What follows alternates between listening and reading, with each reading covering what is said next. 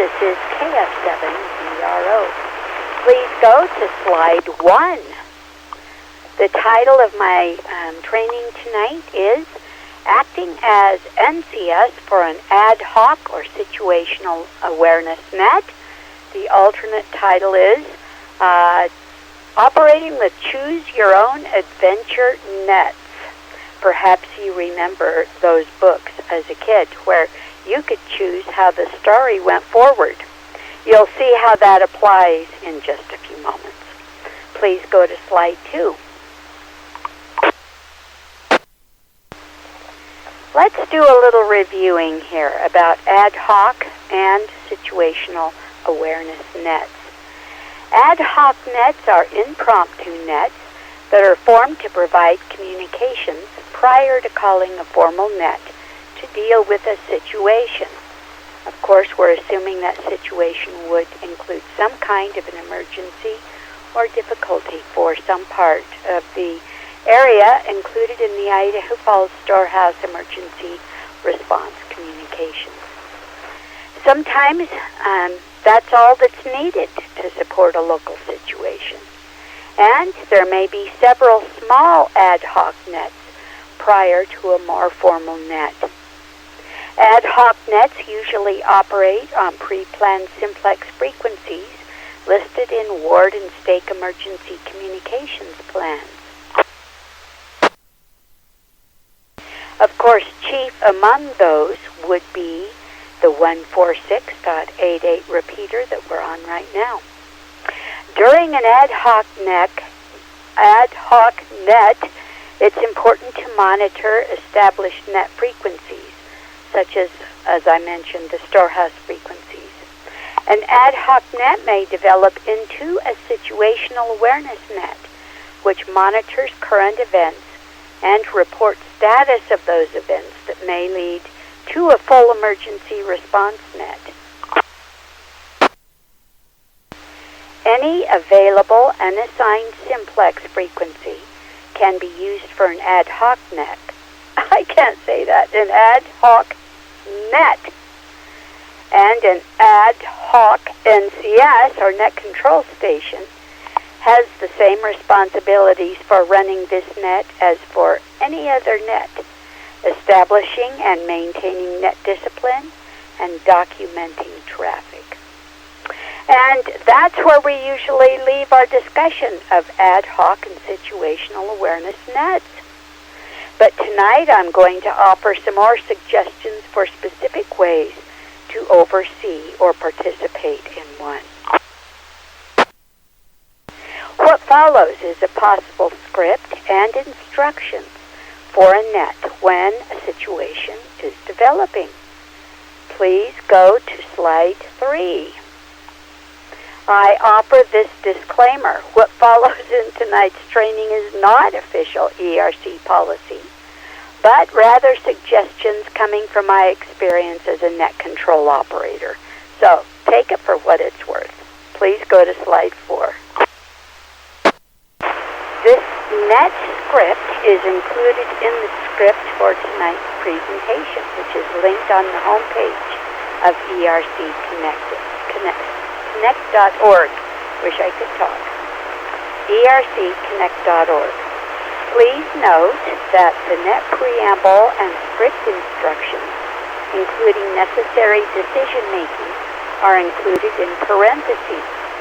Words enclosed in parentheses are not meant to be spoken, but are meant to be used as guidance in deciding how to proceed.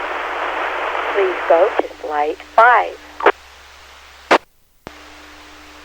So you have noticed that there is something happening in the area that may cause harm to people or to property. This is the time you think about going to the 146.88 repeater or whatever frequency is listed in your ward or stake emergency communications plan. So monitor that frequency for a moment or two and see if a net is already in progress. If there is none, continue forward. And here's the ad hoc net. gets it. Ad hoc net. So you would start something like this. This is KF7BRO in Northeast Idaho Falls monitoring. Are there any other operators on this frequency? This is an exercise.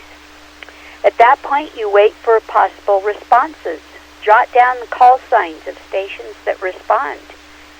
And if there are stations that respond, continue. I am looking for information about this event in this location, whatever that may be. Please share only verifiable information rather than rumor or hearsay. At this point, you are going to be jotting down any information that is shared and evaluate whether this is the time to start a situational awareness net. If not, state your call sign and say monitoring. Remain on the frequency to see if the situation changes. If you decide it is time to start a net, continue on with this net script with a situational awareness net. Slide 6.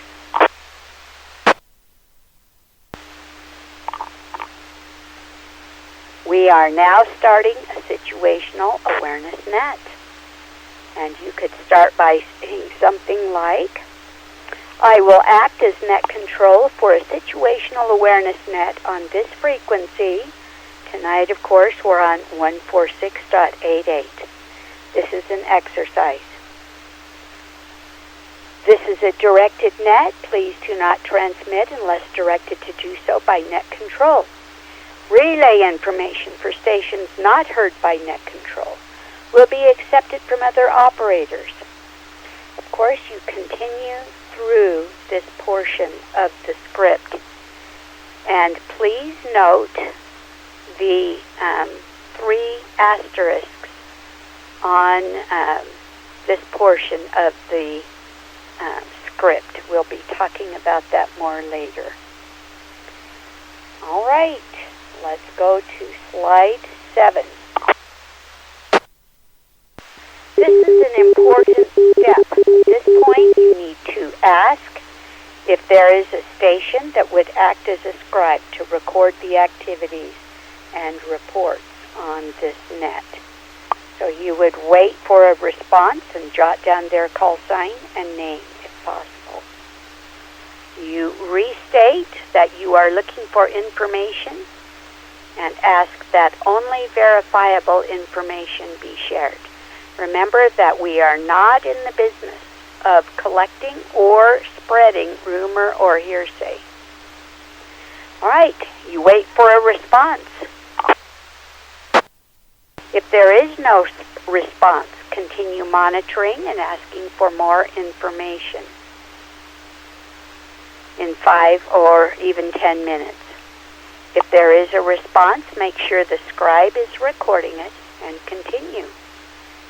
So you will then call the stations that have offered information and ask for their reports.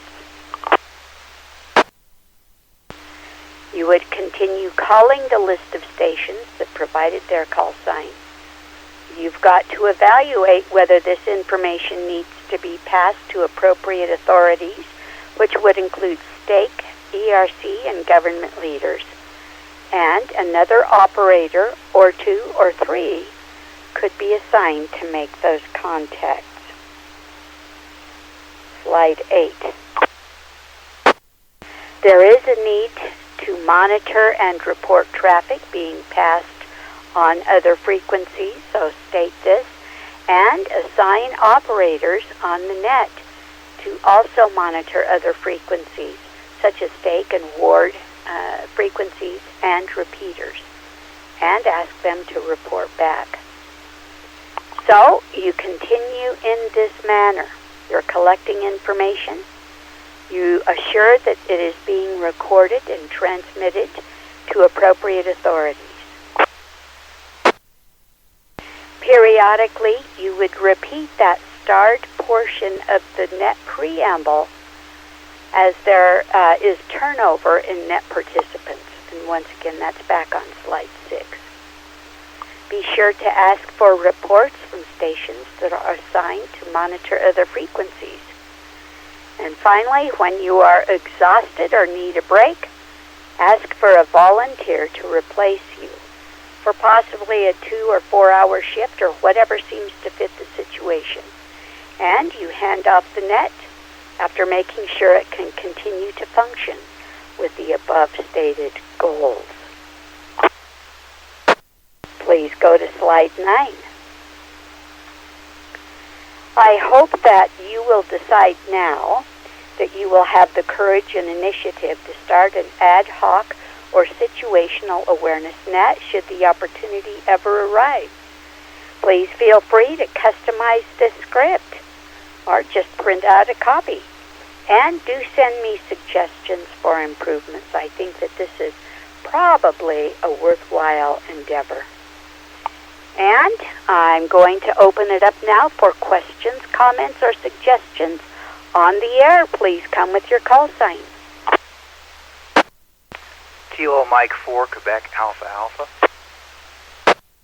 KM4 QAA. Paul, go ahead. Yes, Holly, thanks for that. I would like to add that it's very important to have a writing pad or a clipboard and several pens or pencils there when you begin to do any sort of a net. Things will come up, and if I don't write them down, I will not remember them. I also struggle with call signs sometimes, so I have to ask for a repeat on that. But once I have it written down, I feel pretty confident. Back to you, Holly. That's an excellent suggestion. And I know we've heard before you might even consider having waterproof paper and pens. I have just seen some of that in a store in Utah this last week. That might even be useful, but absolutely, good suggestion. Other comments or suggestions? None heard. Thank you for being on the net tonight. This is KF7BRO, back to net control.